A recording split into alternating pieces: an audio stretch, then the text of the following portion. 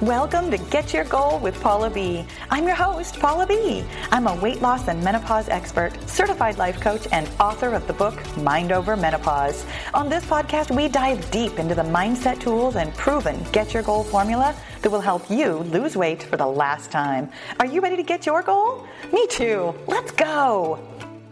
Hello, goal friend, and welcome to episode number 301, where we are chatting about losing the first 5 pounds. You guys, a couple of weeks ago, and I did not even remotely look this up, a couple of weeks ago, we talked about how I am kind of restructuring my thought process about losing weight and really breaking it into, I called it the 3 stages of weight loss. I'm reiterating that one, or not reiterating.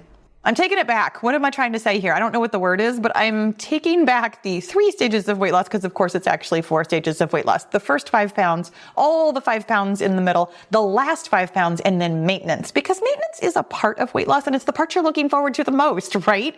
So my 4-stage model is how I'm moving forward from here.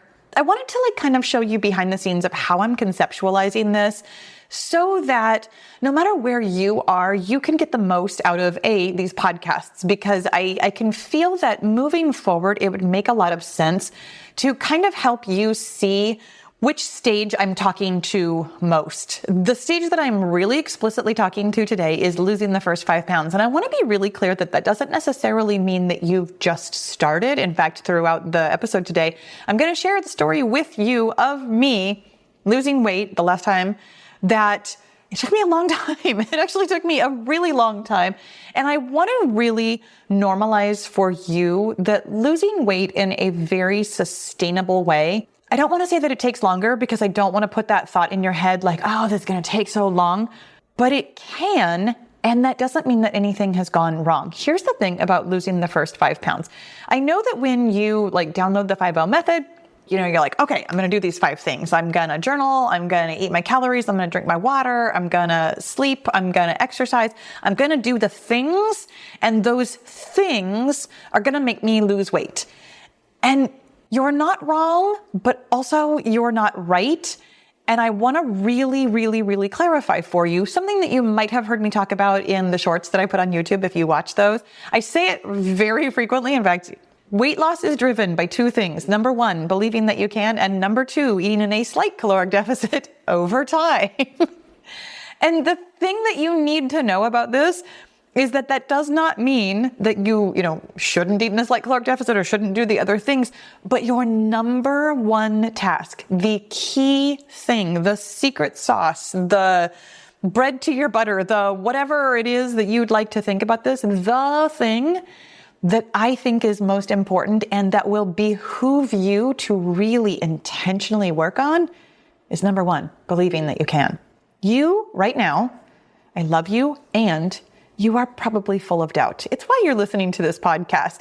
If this was easy for you, and here's the thing, it is easy for some people, and it's not easy for some people because of their bodies or their metabolism or they are naturally skinny or any of the things, any of the reasons we all attribute easy weight loss to. It's not that at all. It's that they believed. It's that they read the 5-0 method and they were like, oh yeah, I could totally do that. Oh, this number of calories, that sounds fine. Oh, I already journal, or journaling sounds easy, or I believe in journaling for one reason or another. And oh yeah, that water, I'm already really good at water and I already have sleep, or I'm going to be fine with putting on a sleep schedule.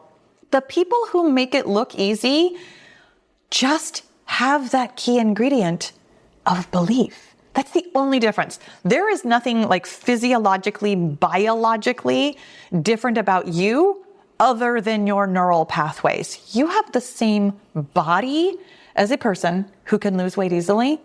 You have different thoughts. And here's why your thoughts are important. I mean, we've talked about this. In fact, I'm going to go ahead and refer you to the bonus episode, The Wheel, where I actually even have visuals and explain how you create what you believe, what you think. There's a thought that you have that creates a feeling in your body. That feeling in your body drives actions, and those actions create a result that's a direct reflection of your original thought. And I know that lots of times people hear this and they're like, okay, I'm just going to think positively. I believe I can lose weight. Trying to force yourself to believe something is kind of like trying to force yourself to do the other 5 things, or the I guess 4 things, because journaling really is belief work, but it's like trying to force yourself to do anything. The things that you do from willpower alone are not sustainable. Don't force yourself to believe. And in fact, that really is like the crux of what we're talking about today. I know that lots of us, and I'm including myself, I'm going to tell you my story. Lots of us come to weight loss not really believing either in ourselves or in one of the 5 tasks, or 2 of the 5 tasks, or all 5 of the 5 tasks. And it's really important to just know where you are. When I created the 5-0 method, like before I created the 5-0 method, I created the 5-0 method because of my experience with weight loss that was so difficult in my 50s. I mean, at the time I was like, oh, this isn't really that bad. I know this is fine. This is going to work. I knew I could lose weight. Like I actually didn't have any disbelief or self-doubt in myself. Being a fitness trainer for all those years and just understanding the human body, like the biology of human bodies, I don't have any doubt ever about anybody being capable of losing weight. Like biologically speaking, you can. Done deal. I have 0 doubts about that. I had double zeros on that one. If you're just listening to the podcast, I was trying to make 1 0, but I did it with both hands. I have zeros of doubt that you as a human being are capable of losing weight. You are. The human body actually wants to be a healthy weight. It really does. So knowing that, I didn't really have any doubts about that. I had some doubts about how menopause was affecting me, or perimenopause was affecting me. So I was kind of uncertain about that. I've gained and lost weight so many times in my life. I really knew that I could. I was willing to like buckle down and not eat anything. Although at the time, what I actually had to do was eat more than I had been. So that was like a little bit weird, but I didn't really have any doubts about that. I know that weight loss is driven by eating in that slight caloric deficit over time. So I was really on board with that. I was starting to, because this was 2019, I was starting to come to the understanding of like how your mindset really affects everything. I had done some money work, and because it was 2019, I had just started listening to the Life Coach School podcast. I was not a life coach yet. I was moving into the arena of understanding how important mindset work was. In fact, if you have the very, very, very first version of the 5-0 method, before it was even called the 5-0 method, in January of 2020, I put out what I called my free weight loss resource for women over 50. And it just, on the title page, it just said weight loss for women over 50. Like I didn't even have a name for it yet. Mindset was number 5. Some of you who have been with me long time know that I used to have mindset like down there at the bottom. Like, I mean, it's fine. Calories was really number 1. And I don't even remember for sure if I had the first 4 in the same order that they are. And I feel like I did. I mean, weight loss is driven by calories, but it's also really driven by belief, which is the thing. I've always understood the calories part, but I've never understood why the belief is so important for being able to eat the calories. Or if you are like me, and this is why I'm telling you this story, maybe the calories don't feel like a big deal for you. Like maybe that is not the problem. Maybe it is, like it was for me, the exercise thing. I could not wrap my brain around exercising less. I couldn't, because I was on YouTube as a fitness coach for years. I literally exercised for a living. I love to exercise. It just didn't occur to me that I could exercise less. I didn't want to. I didn't want to have anything to do with it. I fought that tooth and nail. And it wasn't that I didn't believe that we needed moderate exercise. That's the thing. I had done the scientific research. Like I was already telling you guys in the audience, like, oh, this is how this works. I hadn't created the resource for it yet, but I had been talking about it for a while. I had videos out. Like I understood. I went to the actual scientific paper. Like I Google Scholar things. I went to the actual science research paper and read the evidence for myself and understood about 80% of it. Some of it was beyond me, but like I had ample scientific evidence that this was going to work. I just didn't believe I could. I really, truly didn't think I could exercise less. I didn't think I would like it. I didn't think it would feel right in my body. I think, I'm trying to remember. Again, I understood the research. I understood what it was telling me, but I kind of maybe thought that I was an anomaly. I kind of thought, like, don't you think that too? When I tell you, and maybe it's exercise, maybe it's calories, whichever one it is, like, don't you kind of think that you're the special snowflake that like science doesn't apply to? I know that's how I felt. I was like, I'm willing to kind of try this, but also in a very real sense, I don't think it's going to work. I really don't. And the reason I'm bringing all of this up, I really want to normalize this for you. I know that intellectually, you read the 5-0 method, you hear me talk about science and sustainability, and you hear me talk about belief work. Like, you hear me say all this stuff, and intellectually, obviously you understand it. Obviously, you know that I know what I'm talking about. I've helped thousands of women lose weight. I've worked through this myself, but also it just kind of feels like you're out there alone. And I want you to know that you're not alone. I mean, this is why we have the Get Your Goal group, is so that we can really normalize that everybody struggles with, but it's why I talk about it here on the podcast too. And it's why I really want to share my story with you. I've told you bits and pieces of it, but I really want to frame it from this first 5 pounds perspective because A, it took me a long time to wrap my brain around doing of the things. And therefore B, it took me a while to lose the weight that I wanted to lose. I mean, when I lost weight in 2019, I only really wanted to lose a couple pounds. It was like 7 pounds. It wasn't a lot. That wasn't dramatic. It wasn't this big thing. But also that 7 pounds took me 9 months because the first 7 months, I couldn't wrap my brain around what I was supposed to be doing. When I first started off, I understood and I was like, okay, I'm going to lose some weight. I just want to get back to feeling like myself again, which is, I know what all of you tell me to. And that's this is part of why I have my strong opinion about there is no going back. We're always moving forward, because in order to lose the weight, I had to move forward. Like, I had to not go back to things I had been doing before. I had to look forward to doing something new. Not that I was looking forward to it, because I wasn't. I fought it tooth and nail. But when I first started, I went in 2019. Gosh, in 2019, I had just run an ultra marathon, 110K in 2018. And then the start of 2019, I was running ultra marathons. Like, that's who I was. That's what I was doing. So for me, I was like, oh, I'll do moderate exercise. Those of you listening to the podcast, that was really a sarcastic face with an eye roll and air quotes and the whole thing. Like, I was thought moderate meant like, running 5 miles a day, most days, and like 10 to 16 on the weekends, right? That's moderate. That's nothing. And to be fair, physically, I was absolutely capable of doing that. Like, physically, my body could exercise that much. Technically speaking, I exercised at that level every single day.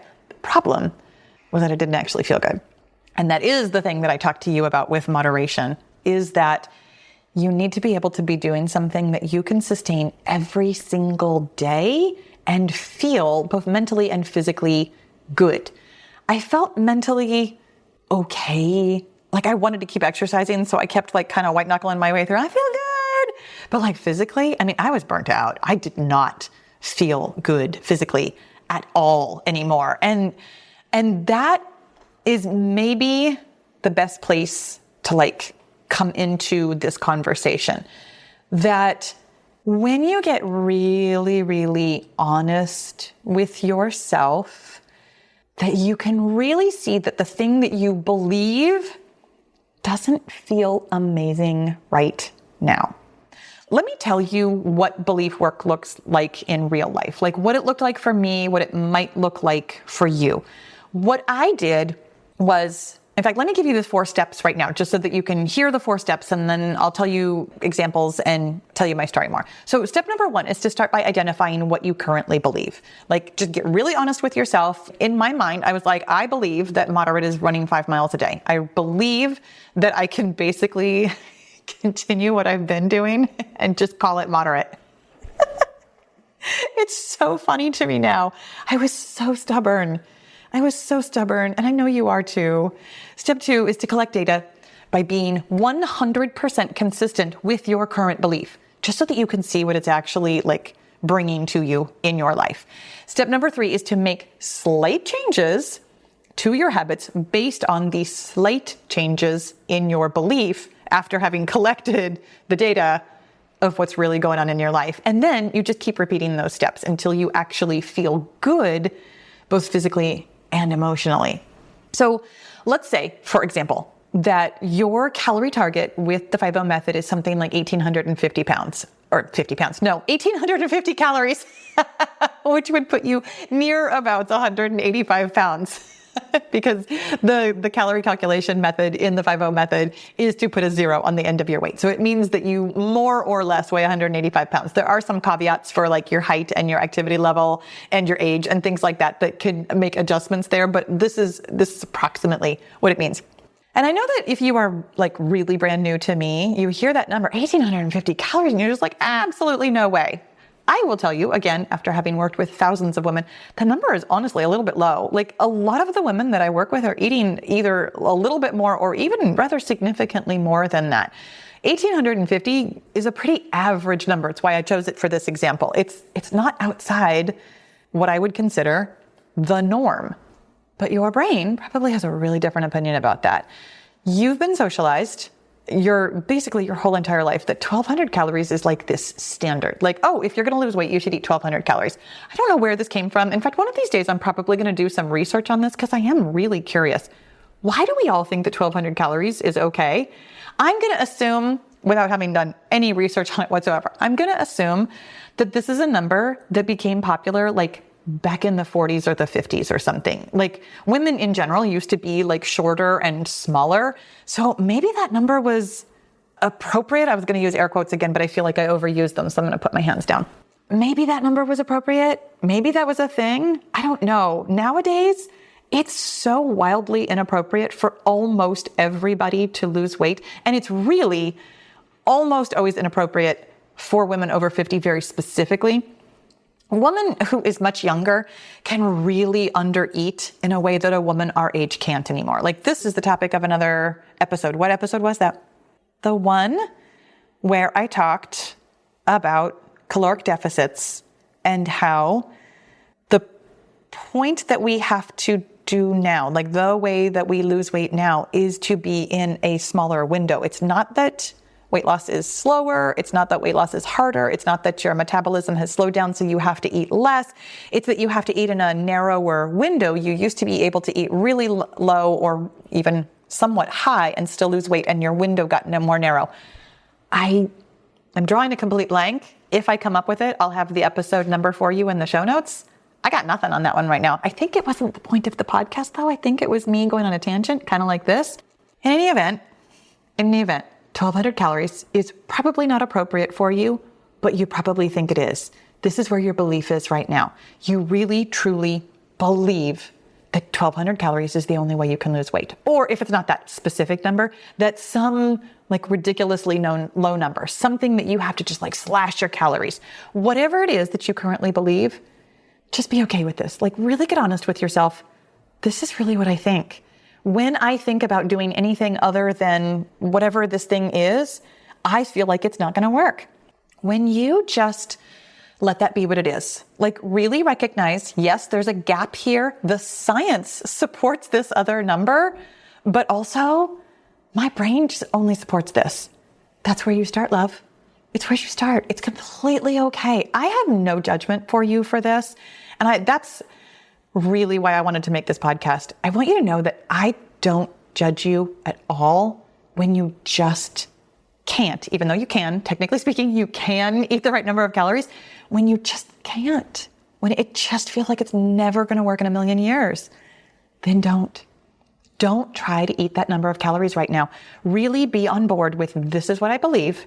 So therefore, I'm going to collect data at this 100% belief with 100% consistency. And quite frankly, what you're going to prove to yourself is that A, it doesn't work, and B, it's miserable. This is exactly what I proved to myself. I was like, I'm running 5 miles a day. I'm running 5 miles a day, and I'm going to run 10 miles on the weekends because that's my moderate. And then I was in pain. My joints ached. I had to take naps every day. I rarely clean my house anyways, but I was like really not doing my chores around the house. I was really, really struggling to like run my business. I was struggling. And some of that was grief, let's be fair. But when I got very honest with myself, my 100% consistency, I looked at my numbers at the 1 month mark, as I encourage you to do.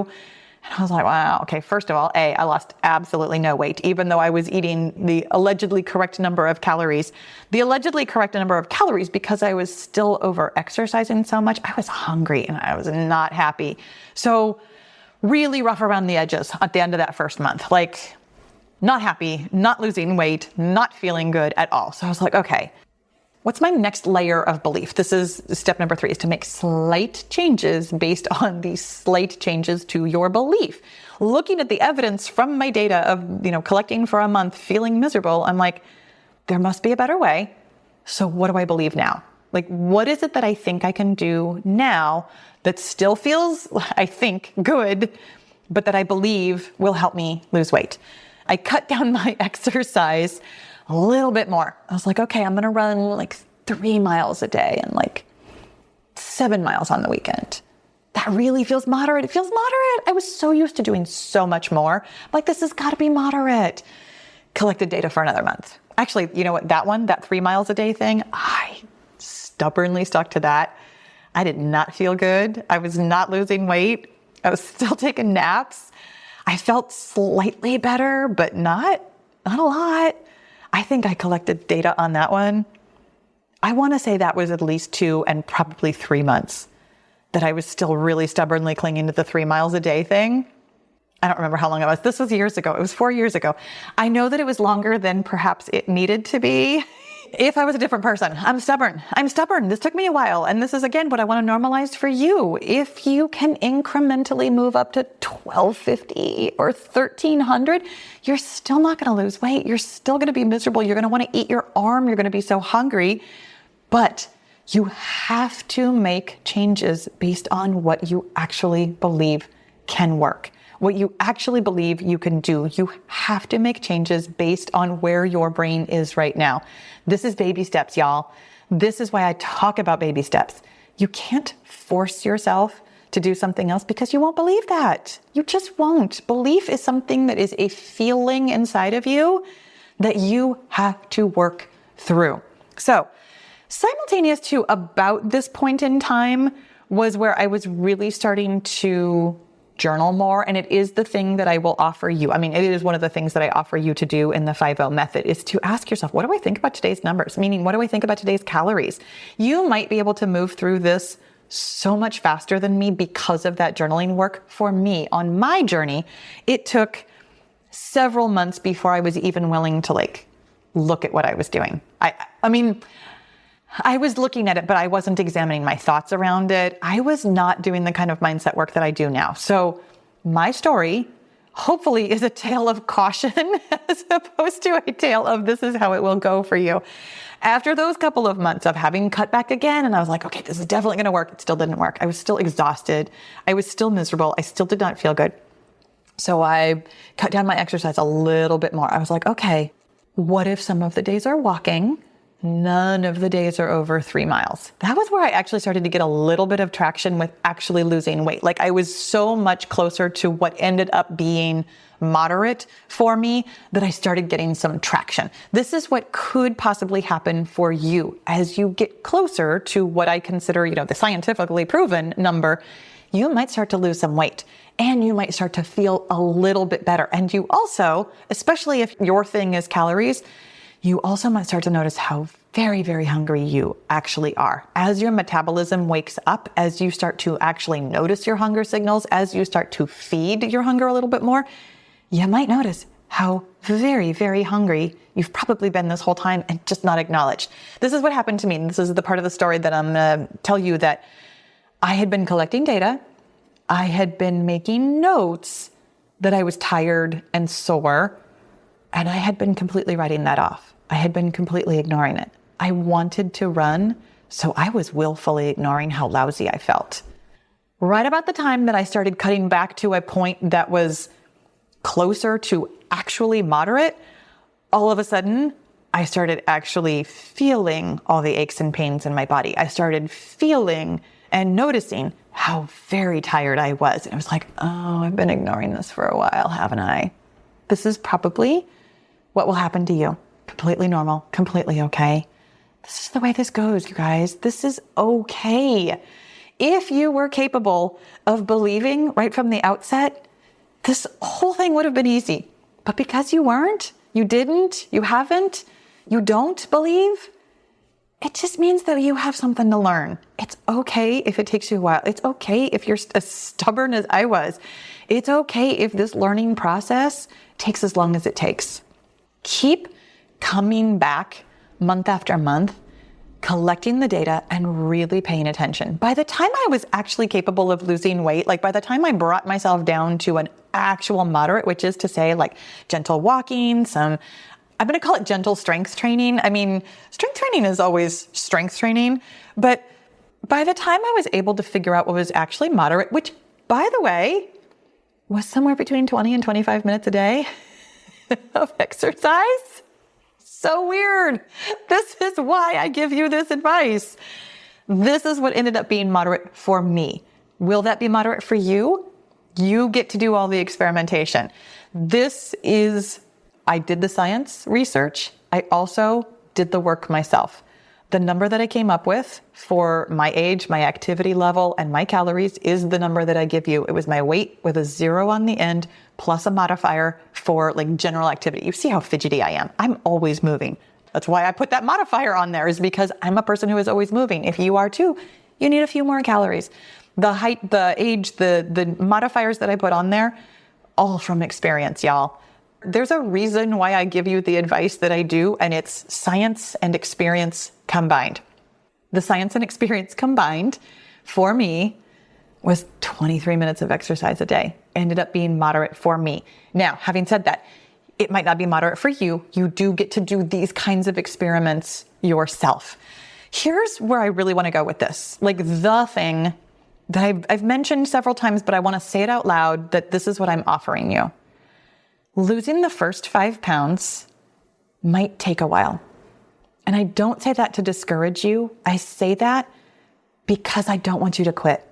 So many women start and they're like, I'm going to lose 5 pounds. And they white knuckle their way through trying to eat the right number of calories, or trying to stick with what they've been doing, or trying.